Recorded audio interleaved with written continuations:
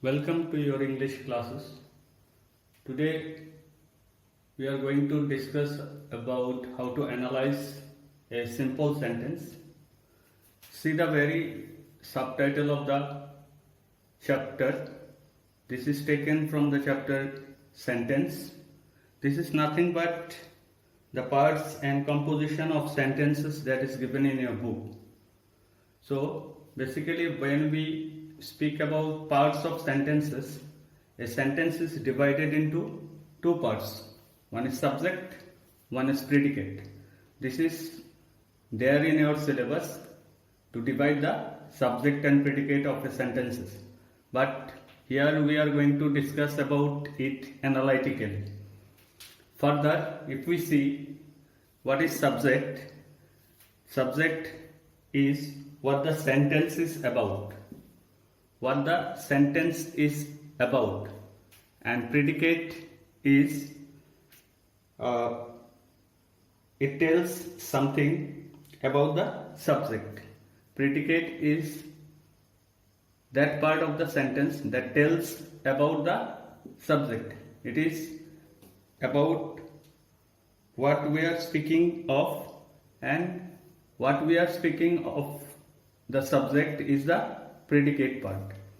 Further, if we see what the subject is constituted of, we'll get attribute, or you can call it enlargement, or you can call it adjuncts, and there will be obviously a subject word. Sometimes there will be absence of the attribute, but subject word or the head word will be there. In the predicate part, basically we'll have the verb. A basic requirement of a sentence is subject and a verb at least, whether it is implied or not. The subject can be implied in some sentences like go, that is, you go. Thank you. Who thanked? I thank you. So the subject is implied there. So this is the basic requirement of a sentence. And then the basic structure of a sentence is subject, verb and object. But nevertheless, a sentence can be formed with the subject and the verb itself. So you have seen in the predicate part, there will be verb, then comes the object, then sometimes we can see complement in a sentence, and there can be, or maybe or may not be, extension or the adverbial qualification in it. Further, if we subdivide those things, we'll get to know verb is categorized under transitive, intransitive and incomplete verbs. Transitive verb, intransitive verb and incomplete verbs. Then comes object. Object can be direct object and indirect object. There will be one more when we go for voice changes, that is known as retained object. We'll discuss it when we come across this chapter, voice change. Then complement. Complement is subdivided into subjective complement and objective complement. There are some more notions are there that it can be called verb complement too, but we are not going to discuss it here. So we will stick to subjective complement and objective complement. Then there are extensions. Now we are going to know about the definitions, as we have already came to know what is subject. Subject is what the sentence is about, and the predicate is something about the subject. Now we are going to know about what is attribute or enlargement.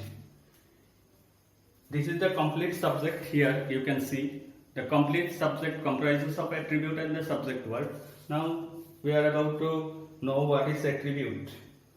In a complete subject, the subject word is qualified by an adjective or adjective equivalent called its enlargement, or it is known as attribute. It can be, attribute can be an adjective, attribute can be an adjective, it can be participle, noun in possessive or genitive case, possessive adjective, noun in apposition, gerundial infinitives, all those things. And then what is the subject word? What is the subject word? The chief word in the complete subject is called the subject word, or you can call it simple subject, or it is known as head word. So we already know what is verb. Verb is an action word. Further, it is divided into three types. As I said, transitive verb, that is which has its object, intransitive verb which doesn't have any object, and here emphasis is given in incomplete verbs. So what are the incomplete verbs? This incomplete verbs takes the complement. This transitive verb takes object. There is absence of an object in intransitive verb, but in case it is an incomplete verb, then it takes the complement. Incomplete verbs are those which cannot complete the meaning of a sentence. Here we need to know, or this is known as linking verbs too. This incomplete verb is known as linking verbs too. So linking verbs are basically the auxiliary verbs, that is the be verbs that we call. Be verb is am, is, are, was and were. Except this, there are some verbs which are known as linking verbs like look, feel, smell, sound, taste, appear, become, seem, etc. Clear? Now let us come to what is object. The recipient of the action affected by the verb directly is called an object. So what is direct object and what is indirect object? Direct object is a non-living thing and indirect object is living thing. You can call it either animate or inanimate object. Then we need to know about what is complement. The segment that completes the sentence excluding the subject and the verb is called complement. The complements can be two types as I said, subjective and objective. The complement that refers to the subject is known as subjective complement, and the complement refers to the object is known as objective complement. Now we are here to know about extension or adverbial qualification. Just as the subject word, you have seen here, subject word takes attribute which can be an adjective or adjective equivalent. Similarly, extension or adverbial qualification is required to complete the sentence sometimes. Just as the subject word may be qualified by an adjective or adjective equivalent, the verb in the predicate may be qualified by an adverb or adverb equivalent. What is the difference? Here adjective or adjective equivalent, here comes adverb or adverb equivalent is known as its extension or adverbial qualification. Remember one thing, adverbial qualification or extension, or you can call it adverbial adjuncts too, are often confounded with complements. It is misunderstood sometimes as complement. It will be well to remember that words, phrases or clauses which show how, when, why or where an action is performed are adverbial qualification or adverbial adjuncts. So we came to know the every constituents of subject and the predicate, but in the higher classes you will need this. Now for the time being you need to know about how to divide your subject, how to divide the sentence into subjects and predicates.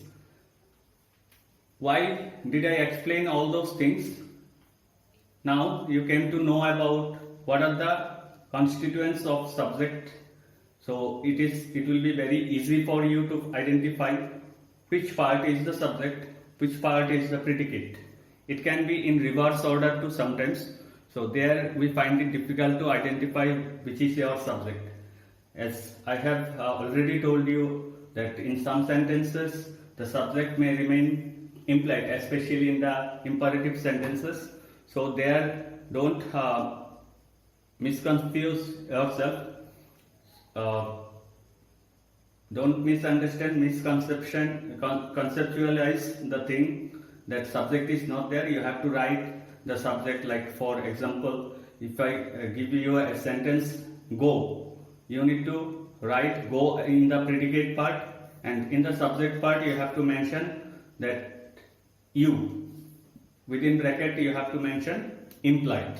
In imperative sentences, remember this, the subject can be implied. So further we have cited one example how to divide the subject and predicate. Basically you will require this up to this, the jury found him guilty. So if you are asked to divide the subject and predicate, only you need to write subject, then mention the jury is your subject. Further we have subdivided those things. This is the later part. Subject is the jury and the rest of the part of the sentence, found him guilty, is your predicate. But for your better understanding, I have divided it into all the components. Subject, as I said, subject comprised of attribute and the subject word. So the jury is your subject word or the head word or the chief word, and the is used as an attribute.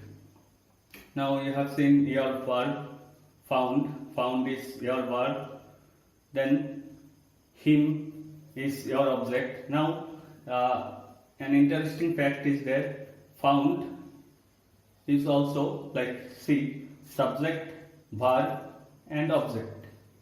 Subject, verb and object.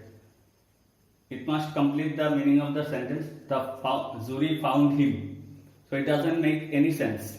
So found is in which category it falls? Incomplete verbs. So as we have already came to know that incomplete verbs require complement. So you can see guilty is used as a complement. Now guilty, this word connects with whom? Who is guilty? The jury is guilty? No. Who is guilty? Him. The word him is guilty. Whom did the jury found guilty? Him. The jury found him guilty. So it connects with the object. For that it is known as objective complement. Hope you have understood the chapter well. Thank you.